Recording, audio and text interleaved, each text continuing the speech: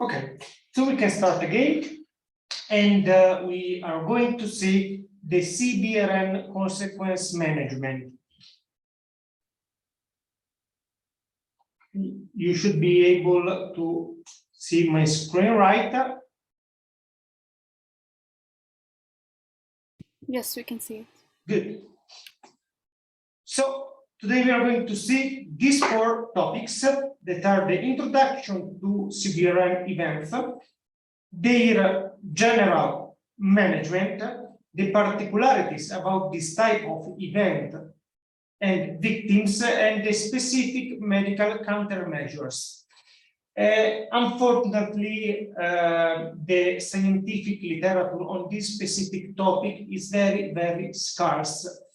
But luckily, the NATO wrote a manual called Medical Management of CBRN Casualty that in fact is like a literature review of everything published in the last years. So if you want to deepen your knowledge about on this field, you can look at the manual that is completely free.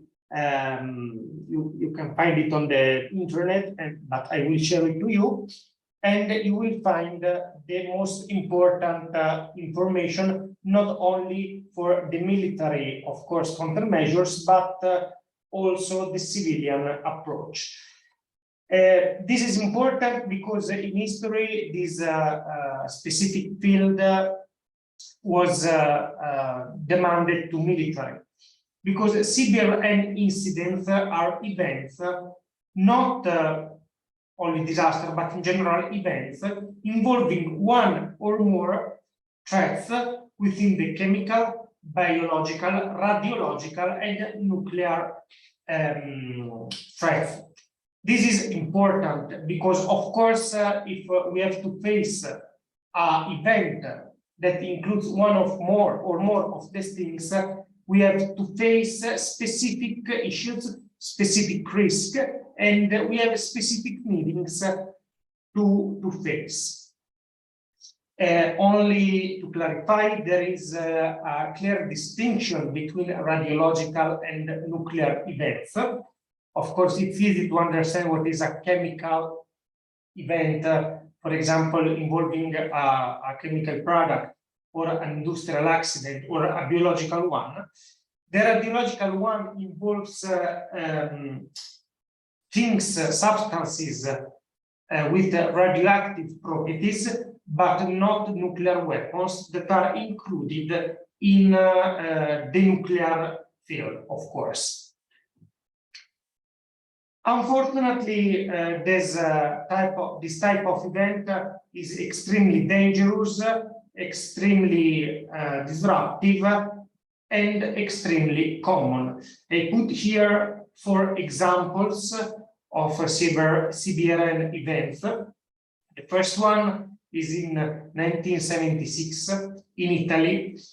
There was a chemical reaction in Mesa that was a factory that produced different substances with a spill of dioxide. An entire part of the Seveso city had to be destroyed, and people suffered of different skin and neoplastic diseases for decades. Then the second image is 20 years old. It's a letter sent to the USA Congress containing anthrax. If the Seveso accident involved a chemical threat, this one involves a biological one.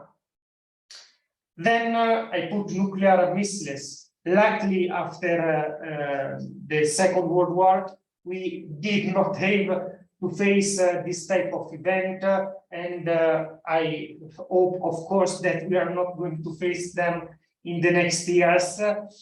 And in general, there are not a lot of countermeasures specifically for nuclear events. And in the last image, you will see Chernobyl disaster, 1986, that was not a nuclear event, but a radiation spill. All these events have something in common, that the threat is present and persists after the event.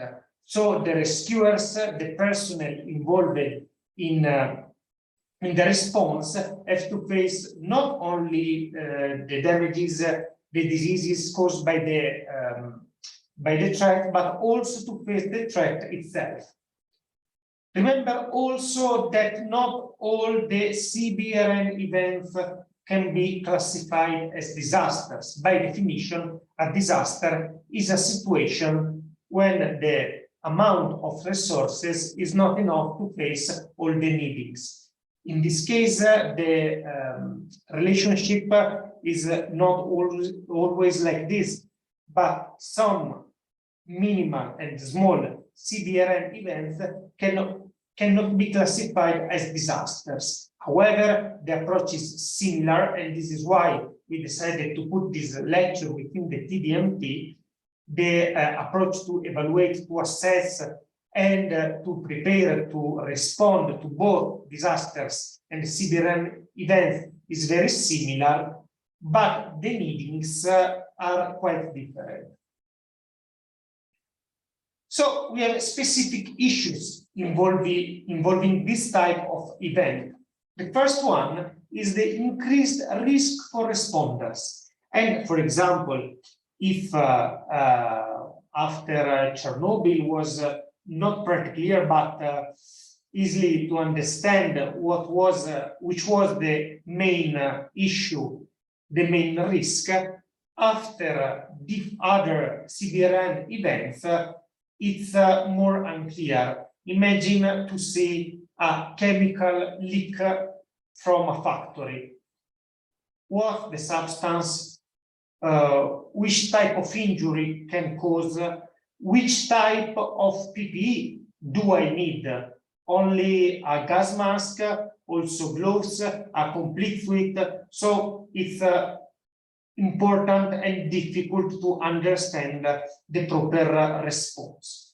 Also, CBRN has a strong link with terror attacks because CBRN events cause a lot of anxiety, a lot of terror in the population. So it's one of the most favorite strategies used by terrorists to increase the terror of their enemies.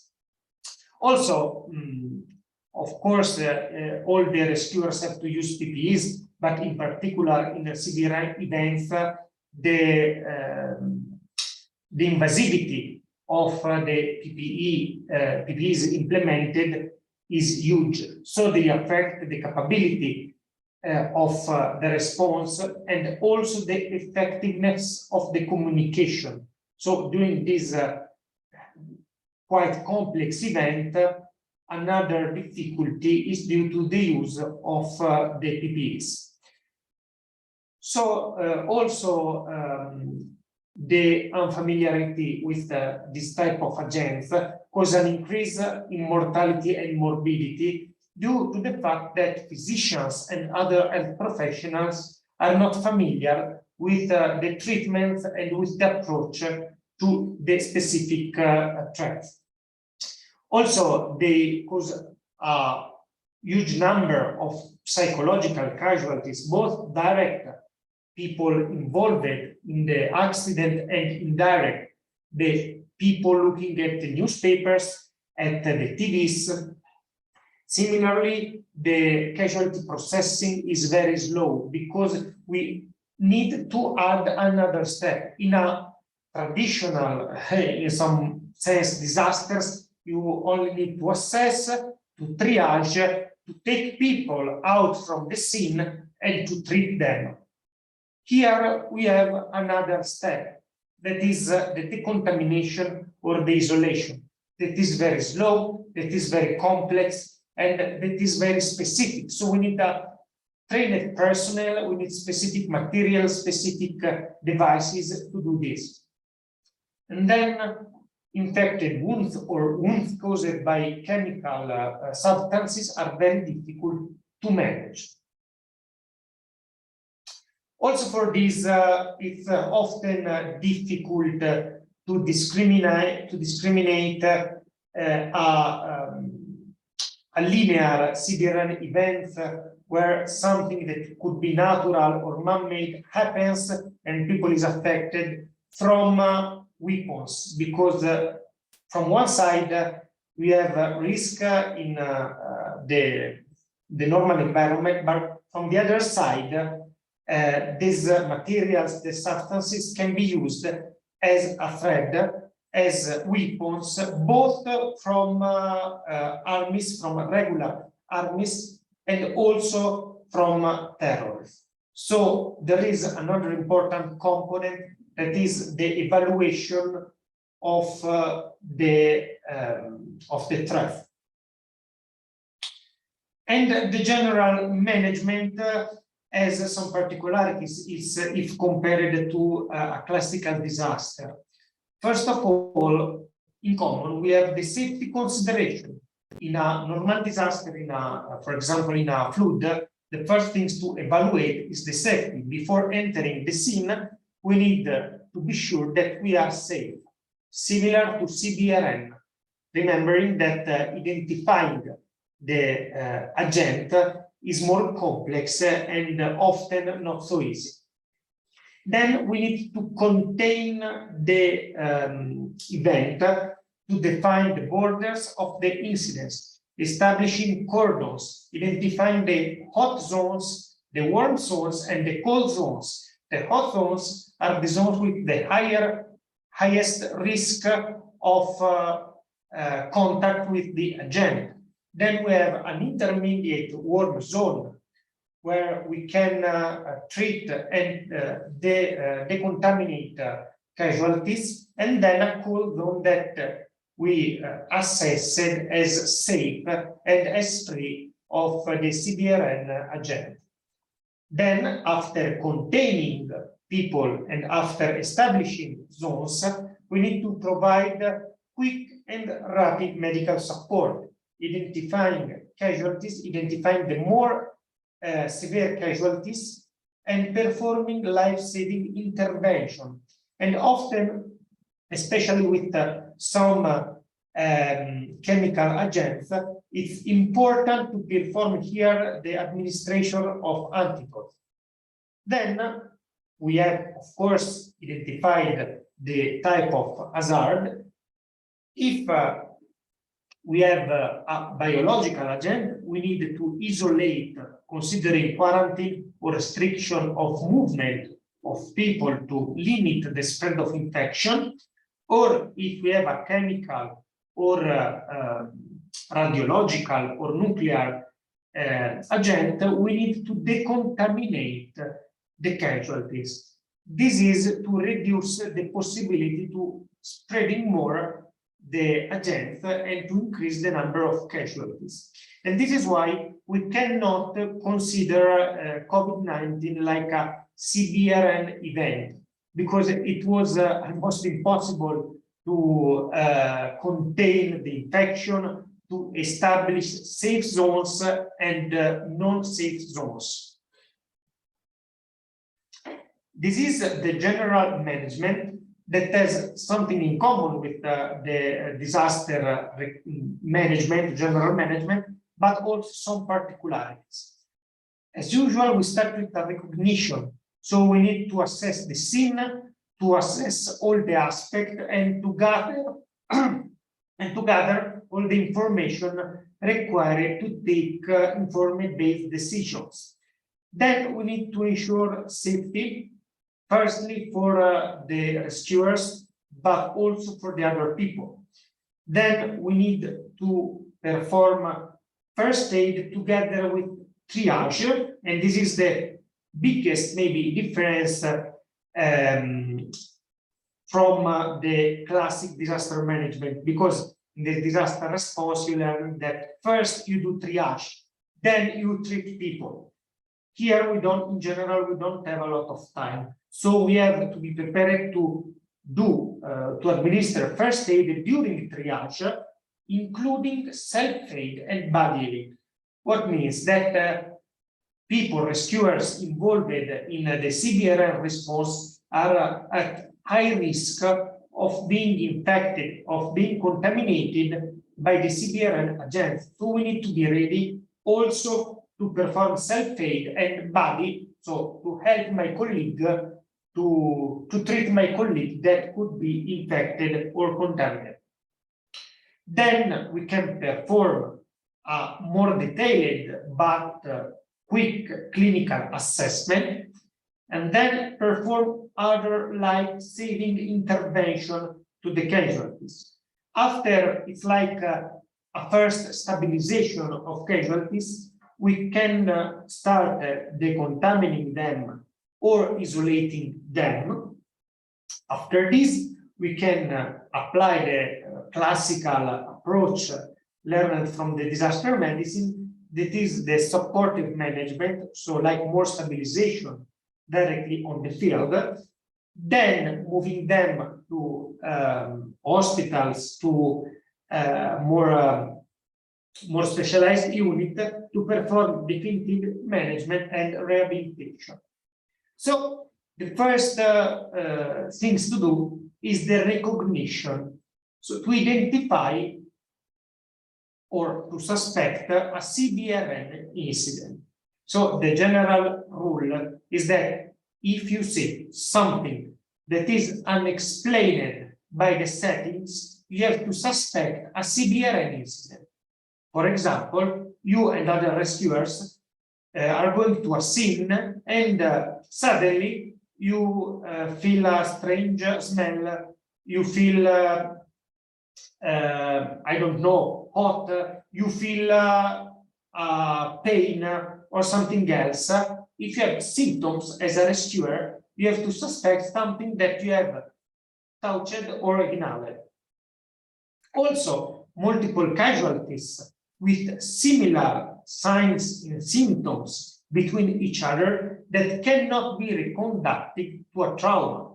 Of course, if I have an earthquake, I see a lot of injured people with traumas. This is not a CBRN incident. But if I see 6, 7, a dozen people vomiting, suddenly vomiting, or suddenly wandering in a confusional state, I have to suspect a CBRN incident.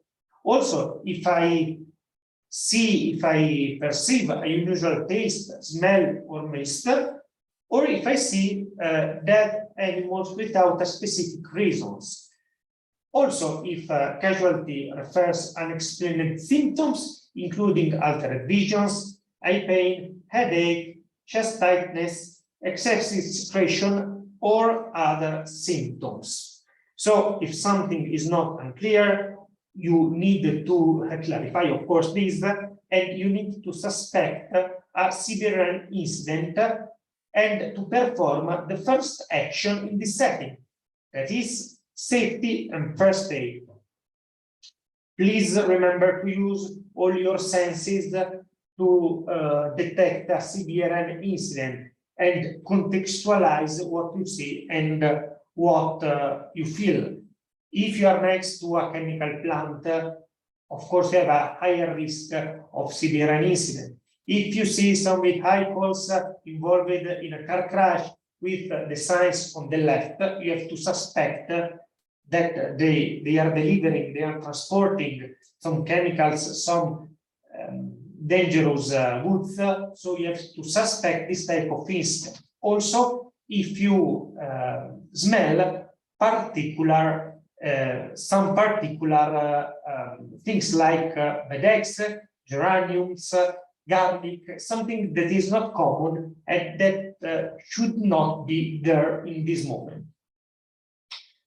So, similarly to classical disaster management, we have to perform a quick message to the operating center to tell them all the basic information about the scene. The acronym is the same, methane, that I think you already saw it during the regular disaster response. Here is a bit different. This is taken from the military guidelines. So if we need to adapt it a bit to the civilian context. So please forget the first line. So and remember that the M is always for max emergency confirmed or not. Then we have to give to our operating center more details than the classic methane. The first thing is the exact location. In addition to the location of the incident, we need to state also the meteorological, the weather condition, including approximate wind direction. If you have a chemical substance in the air, the wind direction is crucial. If you have two cities nearby, the wind direction can, understanding the wind direction can help you to set up the right response and to deploy personnel, deploy resources in the right place.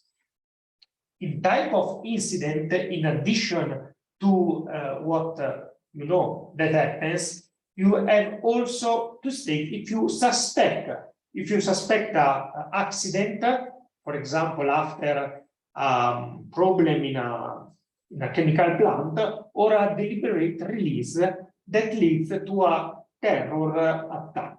This is very important, that if you suspect a deliberate release, you have to state this, because it means that you have to, not you but the operating center, you have to activate also the special forces, the police, and other forces. Similarly, you need also to try to identify the type of hazard, if chemical, biological, radiological, or explosive. But this is very specific for the military context. But in general, if you suspect a specific hazard, you have to state it. Remember that hazard can be alone, for example, only radiological, or mixed, both chemical and radiological, both biological and chemical. So you need to look and to state everything. Then you start to assess the scene. Also, this point is different. We have, of course, to state the access route to the scene, but also to start to assess the CBRN scene, including the detection, if you have them, the detection of the specific substances using particular devices and particular tools, and also the casualty assessment, looking at signs, looking at symptoms, and also looking at the time span from the release of the agent to the onset of the symptoms. All this information can help you to identify the substance and to decide what to do. Also, it's important to identify the number of casualties in general that requires life-saving interventions, persons that are not able to work, and people that are able to work. In addition to the global number of casualties, it's important to try to estimate how many patients were exposed and the contamination hazard. And then the last point is the emergency resources, where you can describe the resources you need, the stockpiles, the decontamination units, the PPEs, and the treatment given. So from some point of view, it's very similar. Also the approach, I arrive, I do a quick recognition, and I perform methane.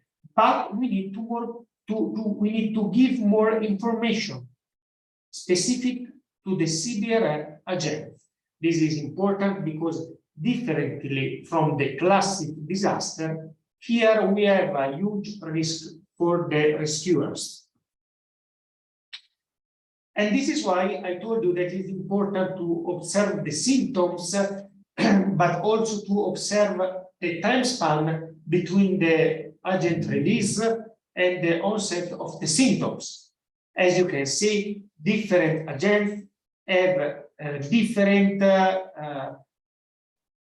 time frame. For example, nerve agents act in some minutes, where moving to another section, the plug acts in days. So also the response will be different, and also the symptoms you see when you arrive are different. And also it's important to identify the agent and its relevant properties. For example, the route of absorption, if you need to inhale the agents to being contaminated, or if it's sufficient to touch it to have a damage. Also, the behavior of the agent on the human body, the absorption, the distribution within different organs and tissue, the specific localization. For example, if it accumulates within the part, or if it is more localized in the lungs, for example. Two examples: the biotransformation performed by the liver and by the kidneys, and at the end, the way of extraction. But also the pathophysiological effect at the site, so in the region of the body where the agents get in contact with the skin, but also the initial state or pre-existing condition of the exposed person. Old men with different chronic conditions, of course, have a major risk of mortality than a younger one. Also, the concentration or dose that was given to the exposed people, and the duration in minutes or in hour of the exposure. So I give you an example to show you how all these properties are fundamental, and it's fundamental to understand all these points to decide if we are facing a CBRN event or something different, and especially which measures we have to take to face the event. Polonium is a radioactive material, and in particular this isotope is one of the most powerful sources of alpha radiation. That is a specific radiation with emitted as particles that is easily blocked by everything, also by paper. If you have a polonium stone and you put it in a paper sheet and you close it, you are safe. You don't need to wear something else. You don't need to use PPs, but the paper can block all the alpha particles. The problem, of course, is if you inhale or if you ingest it. And this is why the polonium was used to kill some spies in different places around the world. One of the most famous cases was this spy killed, I think, in London with polonium in his teapot. So the question is polonium a CBRN threat, and which countermeasures we need to evaluate the setting? We need to evaluate not only the physical, chemical, and the radiological properties of the substance, but also the settings. Polonium, in general, cannot be used as a CBRN threat during the mass gathering events, as you can see on the left, because you need to inhale or to ingest it. So here, a particle or a stone of polonium is not a huge CBRN threat. In contrast, if we dissolve polonium in water, this will be a terrible situation for the whole population served by this water tank. Similarly, we need to evaluate which countermeasures and which PP we need to use. With polonium, we don't need complete hazmat suite for all the person.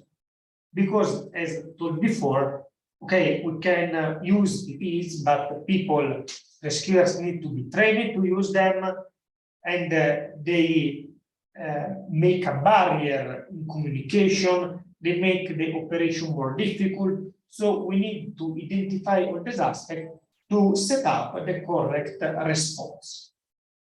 Similarly, the SIM management is quite similar to the classical disaster one. We need to set up different areas, the event, the outer line, but also to define the 3 zones that we saw earlier.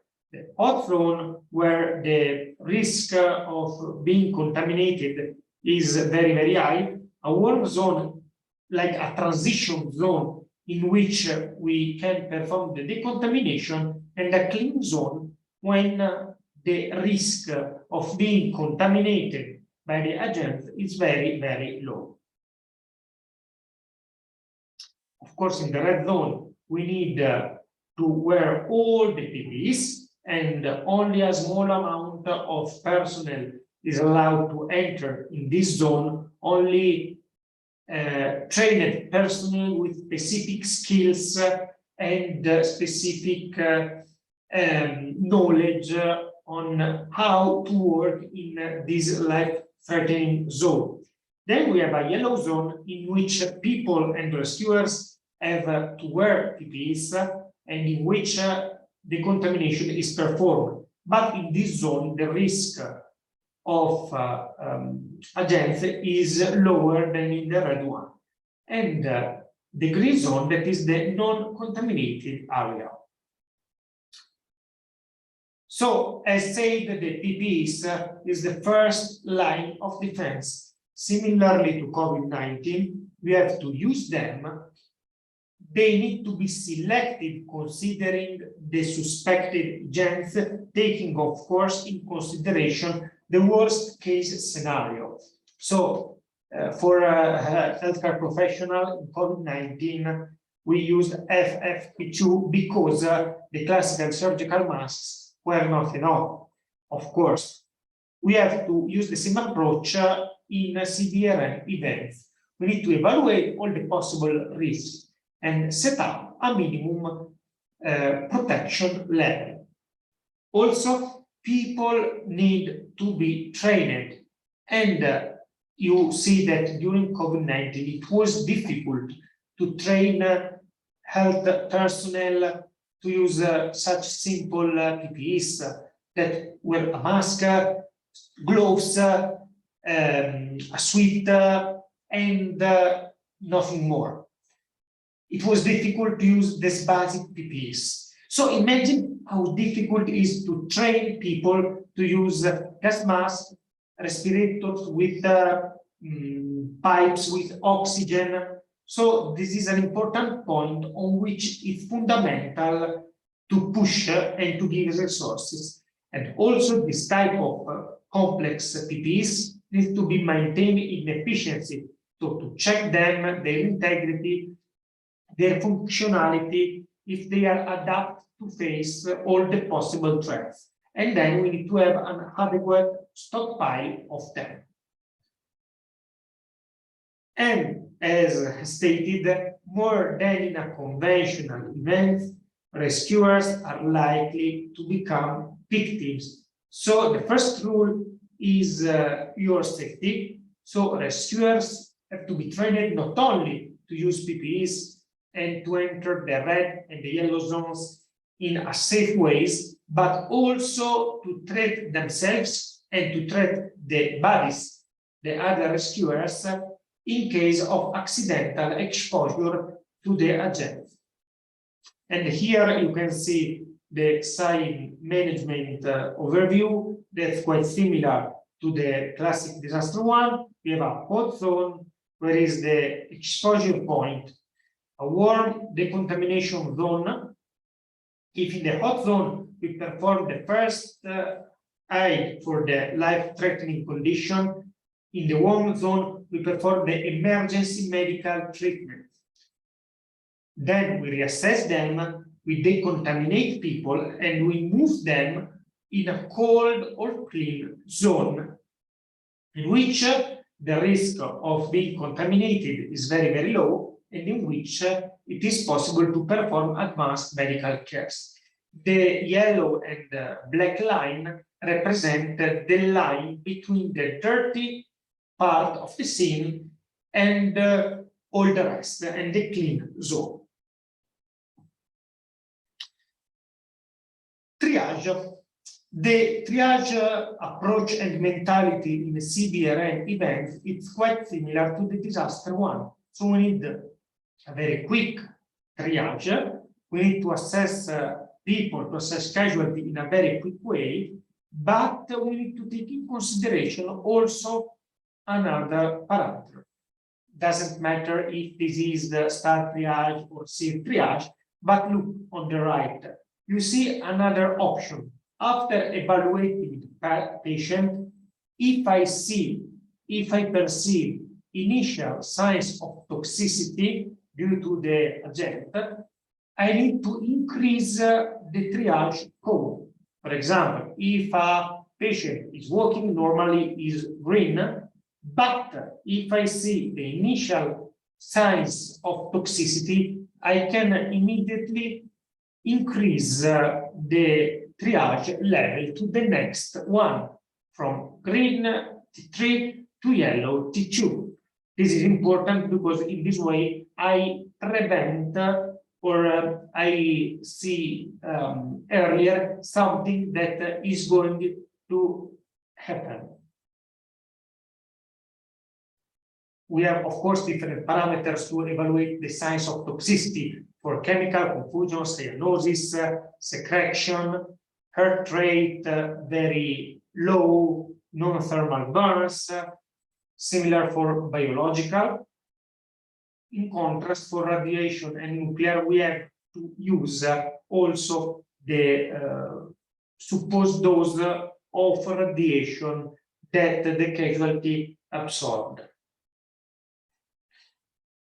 So we have to take in consideration all the particularities of the victims, the clinical aspect of each agent, the chemical, biological, radiological, nuclear one.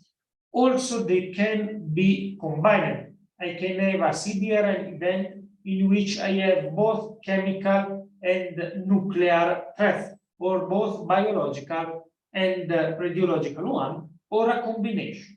And also the psychological aspect, because the stress, the impact on the behavior and on the mind is extremely wide and extremely important.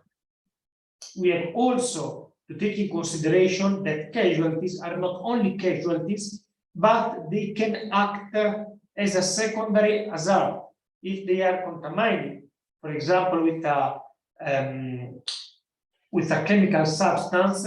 If I treat them without wearing PPEs and before decontaminating them, I can be contaminated. And I have also to take in consideration if they are contagious by biological agents. This is an example. This is a vesicant agent used during the war. It causes a chemical substance that causes different vesicles on the skin. These vesicles are going to be broken. After this, the victim can be infected. So we need to understand all the impacts on the people of the specific substance. And this is why the identification of the agent is a fundamental step in the CBRN management. Going back to the red zone, to the contaminated zones, we have to perform here some interventions. The general rule is that we need to perform only fundamental and life-saving interventions. No more, no less. Are interventions that I must do, otherwise the victim dies. They are, of course, limited by PPEs that the rescuers are wearing, the times and the resources, and in general, they are the control of massive hemorrhages, the protection and the opening of airways, and the quick use of antidote administered, for example, with the intramuscular way. Also, the respiratory protection and the administration of the oxygen and basic circulatory management. So after treating them in the red zone, I move them in the warm zone or the yellow zone, and I need to decontaminate or isolate patient when needed. So I need to identify if I really need to decontaminate them using appropriate devices and substances. We need also to take in consideration the direction of wind, and we are going to see this. We have to set up a structure in which patient pass through a one-way with a single direction, and in which a specifically trained personnel decontaminate people. The classical and the easiest ways to use water within showers or using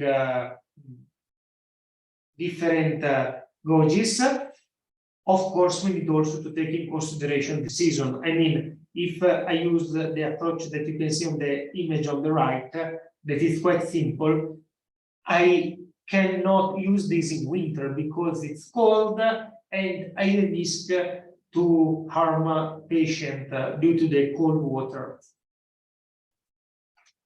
Here you can see like a general map. You can see also the direction of wind, and the flow of casualty is in contrast to the wind. People enters the decontamination unit. They are triaged. They are already triaged. The walking people pass through showers or through a specific channel, and people, casualties on the stretchers that cannot walk are moved to this path, and the specific personnel will decontaminate them. In this image, you can see this conveyor belt, on which stretchers are put, and they are moved from the red to the green, and in this way, personnel can decontaminate casualties. This is an after view. After the decontamination, we continue to treat people. We are now in the cold, non-contaminated zone with continued medical care, advanced medical care, and then the transfer to definitive hospital care. So only to have a global overview, we have a hot zone in which we have the incident, that is the contaminated one, an intermediate zone in which I perform decontamination, triage, and I treat people for emergency condition. Then, after the contamination, I move patient to the cold zones in which advanced medical care is performed, and in which casualties are loaded into ambulances and sent to the hospitals. This is another view. Similar, the number one represents the contaminated zones. Then you see the trucks, the fire trucks, in which they set up a very simple decontamination unit. Then they are moved to the green zone. And the medical contribution is very important in this type of events, because it's important that all the physicians involved in the response have the basic training for identification and diagnosis, not only the agents, not only the disease, but also the specific signs, symptoms, and particularities, and to treat them in the right way. and to set up an effective disease and health surveillance system. It's important because the health aspect are fundamental, is not the only part in the response of this type of event, but it's articulated in three different huge sectors. First, medical screening. For example, if I have a biological CBRN event, maybe I cannot see immediately the effects of the exposure, so I can perform a medical screening of the exposed people. Then I need, as a physician, to have all the knowledge to perform the specific diagnosis based on symptom, signs, and the laboratory analysis on contaminated people. And then, after this first management, as the medical response, I have to set up a health surveillance, both for patients who were exposed to the agents, but also for other people that were in the nearby that could be exposed to the agents. In addition, as you can see, there is not a lot we can do before the exposure that is represented through the red line. In some conditions, we can perform some pre-treatments, give some antibiotics, or give some radioprotectants, but in general, the real action is after the exposure through first aid, therapies, and interventions for reducing the symptoms and signs. However, before the specific event, we can push, and we have to push on trainings and on preparedness to increase the knowledge of all the physicians for this specific type of event. And yes, as we have seen, CBRN is a medical issue. It is not something that concerns only the military parts or only the civil protection, but also the medical response. The problem is that the science, the research, the medical, of course, research behind the CBRN events is very, very small. You see the very small number of papers in general on CBRN is very, very small. And the study that was conducted in Belgium showed that like the huge majority of the hospitals in Belgium reported to being at risk for CBRN incident, but only the half of them planned for the same. So 1 out of 2 hospitals did not have a specific plan for CBRN events. And we saw that PPEs, training, the increasing of awareness are fundamentals to set up a correct response. In this way, we saw that there is a huge lack in hospitals. And only 6% of the hospitals, so a very, very small number, had appropriate personal protective equipment for triage and decontaminating. And we don't have the magic stick to make PPE appearing.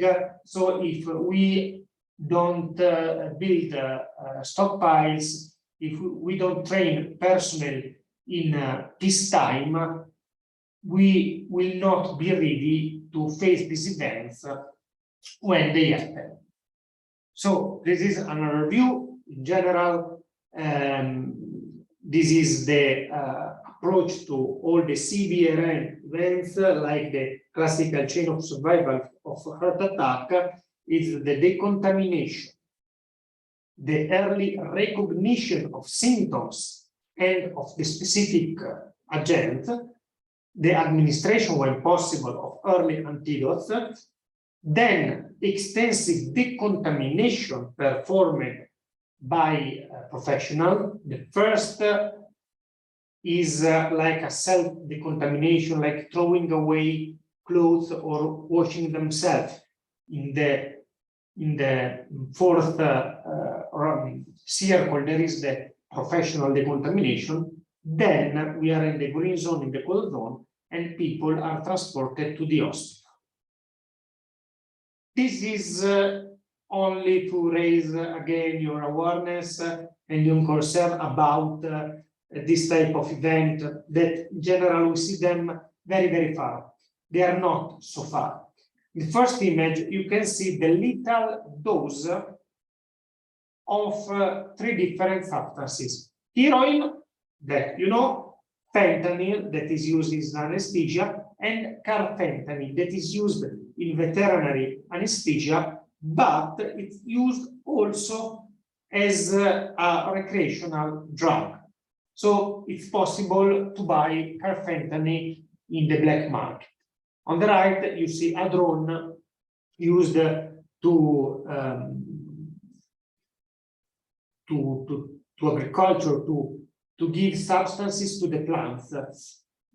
Imagine to combine these two things. Look about the small quantity of carfentanil you need to kill one person. So it's a very, very strong and powerful substance. If you have some carfentanil and a drone like the one in the photo, you have the potential to kill thousands of people. We don't know what we are going to see in the future. We don't know what are future threats. We know only that we need to increase the preparedness, increase the awareness, and increase the knowledge in the field of CBRN events, especially in the civil and medical fields, because historically it was a military topic, but in fact it can affect also the civil world. Okay, so this was the presentation. Do you have any question about it? Curiosities, something that is not clear?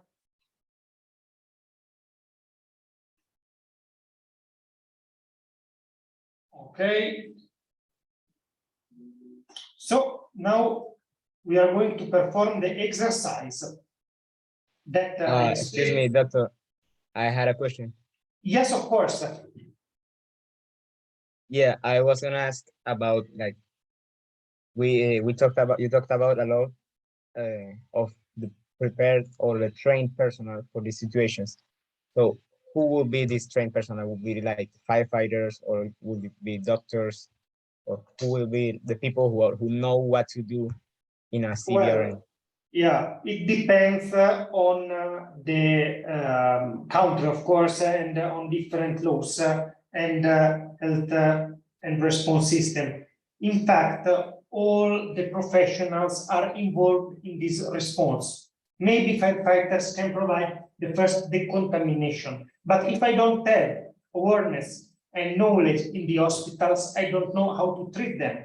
If hospital directors are not aware of these specific threats, they don't buy stockpiles of antidote, for example, or they don't train personnel. So there is not like a general rule on which person has to act in this situation, but it's possible that first responders are asked to work in this context, also from the medical fields. Also remember that, yes, in general, in this type of event, you will have the support of the military forces, but the support is not immediate. So if you are the first responders and you have this little knowledge and awareness, maybe you can identify earlier this type of event and you can protect yourself, your team, and early activate a correct response for this event. Did I clarify, or do you need, okay? Yes, thank you.